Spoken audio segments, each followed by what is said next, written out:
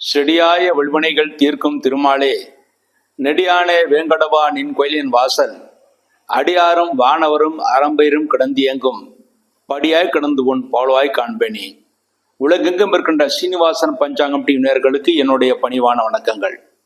இன்றைய பதிவில் இந்த வாரத்திய விரதாதி முக்கிய விசேஷங்களை பற்றி பார்ப்போம். இன்றைய தினம் விஸ்வாச வருஷம் புரட்டாசி மாதம் 5ஆம் தேதி செப்டம்பர் 21/9/2025 ஞாயிற்றுக்கிழமை. இன்றைய தினம் அமாவாசை திதி.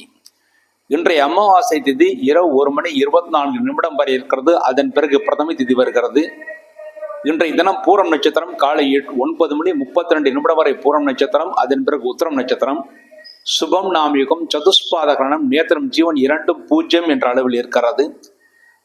ஞாயிற்றுக்கிழமையும் பூரம் நட்சத்திரம் சேரும்போது சித்தி யோகம், ஞாயிற்றுக்கிழமை உத்தரவும் சேரும்போது அமிர்த யோகம். ஆகவே இன்றைய தினம் காலை 9:32 வரை சித்தி யோகம், அதன் பிறகு அமிர்த யோகம் என்ற அளவில் இருக்கிறது. இன்றைய தினம் சர்வ மகாலய அமாவாசை. பொதுவாக 3 அமாவாசைகள் மிக மிக முக்கியமான அமாவாசைகள். ஒன்று இந்த ஆஸ்வின மாதத்தில் வருகின்ற, அதாவது பாத்திரபத மாதத்தில் வருகின்ற புரட்டாசி மாதத்தில் வருகின்ற மகாலய அமாவாசை. இரண்டாவது தட்சிணாயனத்தில் வருகின்ற முதல் அமாவாசை ஆடி அமாவாசை.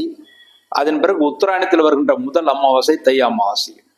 இந்த அமாவாசை எந்த அமாவாசையில் நீங்கள் முன்னோர்களை வழிபடாமல் போனாலும் இந்த 3 அமாவாசைகள் முக்கியமாக முன்னோர்களை வழிபட வேண்டியது. அதில் ஆடி அமாவாசையை விட தை அமாவாசையை விட சிறந்தது இந்த மகாலய அமாவாசை. இந்த மகாலய அமாவாசை என்பது மிக மிக உத்தமமானது. முன்னோர்களை வழிபடுவதற்கு மிக உத்தமமான அமாவாசை. இந்த அமாவாசை என்று தர்ப்பணம் செய்ய வேண்டும். அதாவது ஐயரை வீட்டிற்கு வரவழைத்து தர்ப்பணம், முன்னோர்களுக்கான தர்ப்பணம் செய்ய வேண்டும். தர்ப்பணம் செய்துவிட்டு முன்னோர்களுக்கான படையல்கள் வைக்கலாம். இந்த முன்னோர்களுக்கு படையல் என்பது 3 இலைகளை படையல் வைப்பது நல்லது. நடு இலை முன்னோர்களுடைய படம் வைத்து ஒரு படம், அது ஒரு படையல் வைக்க வேண்டும். அதன் பிறகு வடக்கு பக்கத்திலே, அதாவது வலது பக்கத்திலே, அந்த முன்னோர்கள் இறந்த படத்தின் வலது பக்கத்திலே பெருமாளுடைய படம், அதாவது கயா சிரார்த்தம் என்பது விஷ்ணு பாதம் மிகவும் உத்தமமான இடம். அங்கே சிரார்த்தம் செய்வதாக பாவித்து வடக்கு பக்கத்தில், அதாவது அந்த முன்னோர்களுடைய படத்தின் வலது பக்கத்திலே ஒரு பெருமாளுடைய படம் வைத்து அதற்கு முன்பாக ஒரு படையல். அதன் பிறகு முன்னோர்களுடைய இடது பக்கத்தில், அது தெற்கு பக்கத்திலே ஒன்று உங்களுடைய குலதெய்வ படமோ அல்லது விநாயகர் படமோ வைத்து அங்கே ஒரு படையல். ஆக 3 படையல்கள் வைக்கப்பட வேண்டும். நடுவில் இருக்கிற படையல் முன்னோர்களுக்கு, அதில் சிறிது எல் சாதம் வைத்து பூஜைகள் செய்து அதில் சிறிது எல் சாதத்தை காகத்திற்கு போடுவது மிகவும் சிறப்பானது. இந்த படையல் பூஜை என்பது ஞாயிற்றுக்கிழமை தர்ப்பணம் என்பது அதிகாலையிலே செய்யக்கூடாது. தர்ப்பணம் எப்பொழுதும் பகலில்தான் செய்வது முக்கியமானது. மிக முக்கியமான நேரம் பகல் 11 மணியிலிருந்து 12 மணிக்குள் தர்ப்பணம் செய்வது மிகவும் சிறப்பான நாள். என்றால் அமாவாசை ஞாயிற்றுக்கிழமை அன்றைய தினம் குருஹோரை என்பது 11 மணி முதல் 12 மணி வரை, அது குதப காலம் என்று சொல்றது. அந்த நேரத்தில் பண்ணலாம். அதைவிட சிறந்தது என்றால் நீங்கள் முக்கியமாக பித்ரு காலத்திலே தர்ப்பணம் விடுவது மிக சிறந்தது. பித்ரு காலம் என்பது பகல் 1:12 பிறகு 3:36 வரை வருகிறது. அபராண்ண காலம் என்று சொல்லக்கூடிய பித்ரு காலம். இந்த பித்ரு காலத்தில் எந்த திதி வருகிறதோ அதை வைத்துத்தான் திதியை நிர்ணயம் செய்கின்றோம். ஆகவே அமாவாசைக்கான தர்ப்பணம் விடுவதற்கு மிக மிக முக்கியமான நேரம் பகல் 1:12 3:36 வரை. அங்கே தர்ப்பணம் செய்துவிட்டு உடனடியாக படையல் வைக்க வேண்டும். படையல் வைத்து பூஜை செய்ய வேண்டும். அந்த படையல் வைப்பதற்கு நேரமும் 1:12 பிறகுதான் படையல் வைக்க வேண்டும். நீங்கள் காலையில் 11-12 மணிக்குள் குதப காலத்திலே நீங்கள் தர்ப்பணம் விட்டாலும் படையல் வைப்பதற்கு மிக சிறந்த நேரம் 1:12 3:36 வரை. இந்த நேரம் மிக மிக முக்கியமான நேரம். இதுதான் அபராண்ண காலம் என்று சொல்லக்கூடிய முன்னோர்களுடைய காலம். ஆக 1:12 பிறகுதான் படையல் வைக்க வேண்டும். தர்ப்பணம் விடுவதும் சிறந்தது. அந்த நேரம் தர்ப்பணம் செய்ய முடியாதவர்கள் குதப காலம் என்று சொல்லக்கூடிய 11 முதல் 12 மணிக்குள் குருஹோரையில நீங்கள் தர்ப்பணம் செய்யலாம். ஆக இவ்வாறு அமாவாசைக்கான நீங்கள் பிரார்த்தனைகள் செய்தால், திலோகம் செய்த நல்ல பலன்கள் கிடைக்கும். அடுத்த அன்றைய தினம் பிண்டபித்ரி யஜ்யம் என்று சொல்லக்கூடிய யஜ்யம் செய்வதற்கும் பிண்டங்களை வைத்து முன்னோர்கள் வழிபாடு செய்வதற்கும் மிக முக்கியமான நாளாக இந்த ஞாயிற்றுக்கிழமை வருகிறது. அடுத்து திங்கட்கிழமை விஸ்வாச வருஷம் புரட்டாசி மாதம் 6ஆம் தேதி செப்டம்பர் 22/9/2025 திங்கட்கிழமை. திங்கட்கிழமை என்று பிரதம திதி, அன்றைய பிரதம திதி இரவு 2 மணி 58 நிமிடம் வரை இருக்கிறது. அதன் பிறகு துதிய திதி வருகிறது. அன்றைய நட்சத்திரம் உத்தரம் நட்சத்திரம், பகல் 11 மணி 24 நிமிடம் வரை உத்தரம் நட்சத்திரம். அதன் பிறகு அஸ்தம் நட்சத்திரம், சுப்ரம் நாமயுகம், கிம்ஸ்துக்கண கரணம், நேத்திரம் ஜீவன் 2:0 என்ற அளவில் இருக்கிறது. உத்தரமும் ஹஸ்தமும் திங்கட்கிழமை சேரும்போது சித்தியோகம். ஆகவே திங்கட்கிழமை என்ற நாள் முழுதுமாக 60 நாளைக்கு சித்தியோகமாக இருக்கிறது. இன்றைய தினம் இஷ்டி என்று பஞ்சாங்கத்தில் போடப்பட்டிருக்கும். இஷ்டி என்றால் இஷ்டமான தெய்வங்களுக்கு தீப வழிபாடு செய்வதற்கு ஏற்ற தினம். மேலும் இஷ்டி யாகம் என்று சொல்லக்கூடிய ஒரு யாகம் செய்வதற்கும் ஏற்ற தினமாக அமைந்திருக்கிறது. அன்றைய தினம் ஆஸ்வின சுத்தம். அன்றைய தினம் முதற்கொண்டு தெலுங்கிலே ஆஸ்வின மாதம் பிறக்கிறது. புரட்டாசி மாதமாக இருந்தாலும் இந்த ஆஸ்வின மாதம் திங்கட்கிழமை பிறப்பதனால் திங்கட்கிழமைக்கு பிறகு தெலுங்கு, அதாவது ஆந்திரா, கர்நாடகா இந்த மாநிலங்களில் திருமணம் போன்ற அனைத்து நல்ல காரியங்களும் செய்வார்கள். ஆஸ்வின மாதம் அவர்களுக்கு பிறந்து விட்டது. நமக்கு இன்னும் புரட்டாசி மாதம் இருக்கிறது. என்றால் நம்முடைய தமிழ்நாட்டின் பரம்பரையில சூரியமானம், சூரியனுடைய சஞ்சாரத்தை வைத்து தான் குறிப்பிடுகிறோம். அவர்கள் சந்திரனை சஞ்சாரத்தை வைத்து அவர்கள் மாதத்தை கணக்கிடுகிறார்கள். அதன்படி சந்திரனை சஞ்சாரத்தை வைத்து சந்திரன் வளர்ப்புறை ஆரம்பிக்கிற நாள் அவர்களுக்கு ஆஸ்வின மாதம் பிறக்கிறது. ஆனால் கண்ணிலேயே இந்த சூரியன் இருப்பதால் இது கன்னி மாதம் என்று சொல்லக்கூடிய புரட்டாசி மாதம் தமிழகத்திற்கு வருகிறது. திங்கட்கிழமை முதல் நவராத்திரி பூஜை ஆரம்பிக்கப்பட வேண்டிய தினமாக இருக்கிறது. அந்த நவராத்திரி பூஜை என்பது குழு வைக்க வேண்டும். அந்த குழு வைப்பதற்கு நல்ல நேரம் பகல் 12 மணிலிருந்து 2 மணிக்குள் குழு வைக்க வேண்டும். ஆனால் பூஜைகள் மாலை நேரத்தில் 6 மணிக்கு பிறகுதான் செய்ய வேண்டும். பகல் நேரத்தில் குழு வைக்க வேண்டும். அடுத்து அன்றைய தினத்திலே கோ கிரீடன பிரதிபட் என்று பஞ்சாங்கத்தில் போடப்பட்டிருக்கும். கோ என்றால் பசுக்கள். பசுக்களுக்கான பூஜைகள் செய்வதற்காக ஏற்ற தினம். காமதேனு பூஜை செய்துவிட்டுத்தான் நவராத்திரி பூஜையை தொடங்க வேண்டும். அன்றைய தினம் காமதேனு பூஜை செய்தால் நம்முடைய குழந்தைகள் விருத்தி அடைவார்கள், சந்தோஷத்தை அடைவார்கள். ஆகவே பசுமாடுகளுக்கு திங்கட்கிழமை என்று காலை நேரத்திலே நீங்கள் பூஜை செய்ய வேண்டும். அல்லது பசுமாடுகளுக்கு உணவு அளிக்க வேண்டும். உணவு என்பது பழங்கள் அளிக்கலாம். நிறைய பேர் கீரை மட்டுமே கொடுக்கிறார்கள். கீரை என்பது முன்னோர்களுக்காக கொடுப்பது, அமாவாசை என்று கொடுப்பது. ஆனால் அன்றைய தினம் திங்கட்கிழமை என்று நீங்கள் பசுமாடுக்கு புல் கொடுக்கலாம். அல்லது நீங்கள் பழங்கள், வாழைப்பழத்தை கொடுப்பது மிகவும் சிறப்பானது. அவ்வாறு செய்து காமதேனு பூஜை செய்தால் நம்முடைய குழந்தைகள் விருதி அடைவார்கள். அன்றைய தினம் தௌஹித்ர பிரதிபட் என்று பஞ்சாங்கத்தில் போடப்பட்டிருக்கும். தௌஹித்ர பிரதிபட் என்றால் தாய் வழி தாத்தாவானவர் தன்னுடைய பேரன் பேத்திகளுக்கு மங்கள ஆசீர்வாதம் செய்ய வேண்டிய தினம் திங்கட்கிழமை என்று. அதாவது தந்தை வழி பாட்டனார் என்பது எப்பொழுதும் வீட்டிலே இருந்து ஆசீர்வாதம் செய்வார். ஆனால் தாய் வழி தாத்தாவானவர் அவசியம் இந்த திங்கட்கிழமை என்று பேரன் தன்னுடைய பேரன் பேத்திகளுக்கு ஆசீர்வாதம் செய்து பரிசு பொருட்களை கொடுக்க வேண்டும். அவ்வாறு கொடுத்தால் அந்த குழந்தைகள் நன்கு விருத்தி அடைவார்கள். ஆகவே ஒவ்வொரு வீட்டிலும் தாய் வழி தாத்தா பாட்டிகள் அன்றைய தினம் தன்னுடைய பெண்ணுடைய வீட்டிற்கு சென்று தன்னுடைய பேரன் பேத்திகளுக்கு மங்கள ஆசீர்வாதம் செய்து அவர்களுக்கு பரிசு பொருட்களை கொடுத்தால் அந்த குழந்தைகள் நல்ல கல்வியையும் விருத்தியையும் அடைவார்கள். அது நிச்சயமாக நடக்கும். ஆகவே ஒவ்வொருவரும், வயதானவர்கள் ஒவ்வொருவரும் தன்னுடைய பெண் வழியிலே இருக்கின்ற பேரன் பேத்திகளுக்கு அவசியம் அன்றைய தினம் மங்கள ஆசீர்வாதம் செய்ய வேண்டும். அதைத்தான் பஞ்சாங்கத்தில் தௌஹித்ர பிரதிபட் என்று போடப்பட்டிருக்கும். பொதுவாக இந்த அர்த்தம் நிறைய பேருக்கு தெரியாது. அதை தெரிந்து கொள்வதற்காகத்தான் இதை நான் உங்களுக்கு சொல்கிறேன். மேலும் அன்றைய தினம் முதற்கொண்டு நவராத்திரி கொழு வைப்பதற்கு ஏற்ற தினமாக இருக்கிறது. நவராத்திரி என்று 9 ராத்திரிகள் நவராத்திரி, அதாவது அம்பாளுக்கு பூஜை செய்வதற்கு ஏற்றது. அம்பாளுக்கு பூஜை செய்வதற்கு, மகாலட்சுமி பூஜை செய்வதற்கு, சரஸ்வதி பூஜை செய்வதற்கு அனைத்திற்கும் ஏற்றது இந்த 9 நாட்கள்.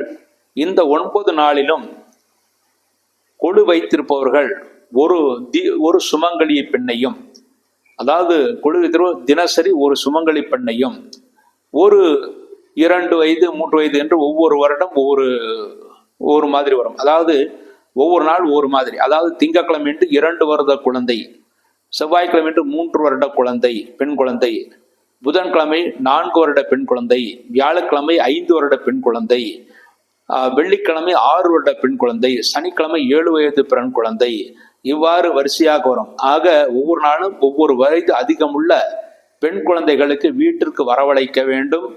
மேலும் ஒரு சுமங்கலி பெண்ணை வீட்டிற்கு வரவழைக்க வேண்டும். அவர்களுக்கு மஞ்சள், குங்குமம், புஷ்பம், ரவி கைப்பிட்டு அல்லது துணிமணிகள், அடுத்து பழங்கள், அப்புறம் மங்களகரமான பொருட்களாக வெற்றிலை பாக்கு போன்றவற்றை கொடுத்து ஆசீர்வாதம் பெற வேண்டும். அவ்வாறு செய்தால் நிச்சயமாக பராசக்தி நம்மை ஆசீர்வாதம் செய்வதாக அர்த்தம்.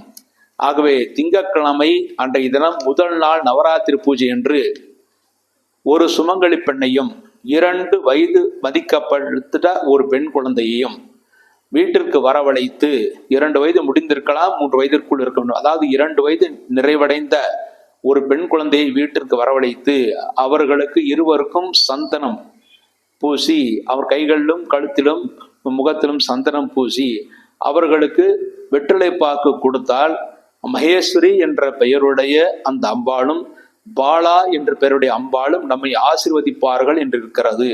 ஆகவே இந்த நவராத்திரி பூஜை என்று இவ்வாறு செய்வதுதான் மிகவும் சிறப்பானது. நாம் மாத்திரம் குழுவை வைத்து, நாம் மாத்திரம் படையில் வைத்து, நாம் மாத்திரம் சாப்பிடுவது என்பது சிறந்தது அல்ல.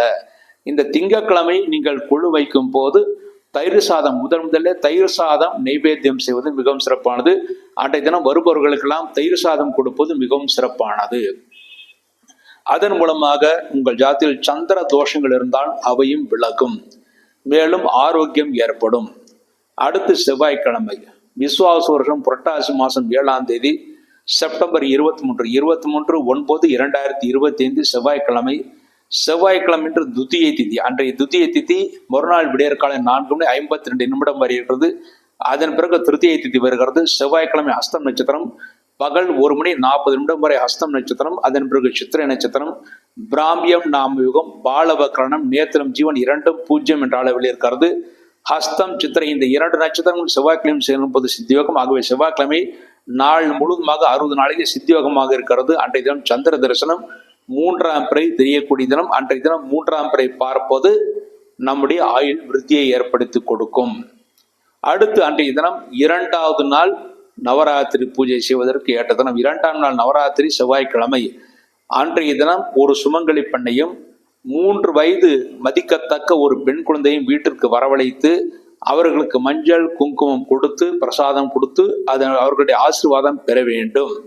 அன்றைய தினம் செவ்வாய்க்கிழமையாக இருப்பதனால் அன்றைய தினத்திலே செவ்வாய்க்கு உரிய அந்த தானியத்தை வைத்து பூஜை செய்யலாம். அந்த செவ்வாய்க்குரிய எந்த தானியமும் நீங்கள் பூஜைகள் செய்யலாம். அன்றைய தினம் அரளி புஷ்பங்களை பூஜையில் வைப்பது மிகவும் சிறப்பானது. அன்றைய தினம் செவ்வாய்க்கு உரியது என்னவென்றால், உங்களுக்கு பருப்பு, அதாவது துவரம் பருப்பு அல்லது துவரை, அதை நீங்கள் பூஜை வைக்க வேண்டும். அதை துவரம் பருப்பு அல்லது துவரையை பூஜை செய்யலாம், அல்லது துவரம் பருப்பு பொங்கல் பூஜை செய்யலாம். அதை செய்து வருபவர்களுக்கு கொடுக்க வேண்டும். அவ்வாறு கொடுத்தால் நிச்சயமாக பராசக்தியின் அருள் பரிபூர்ணமாக நமக்கு கிடைக்கும். அடுத்து புதன்கிழமை, விசுவாச வருஷம் புரட்டாசி மாதம் 8ஆம் தேதி செப்டம்பர் 24/9/2025 புதன்கிழமை. புதன்கிழமை நாள் முழுவதுமாக 60 நாளிகை ஒரே திதியாக திருத்தியை திதி வருகிறது.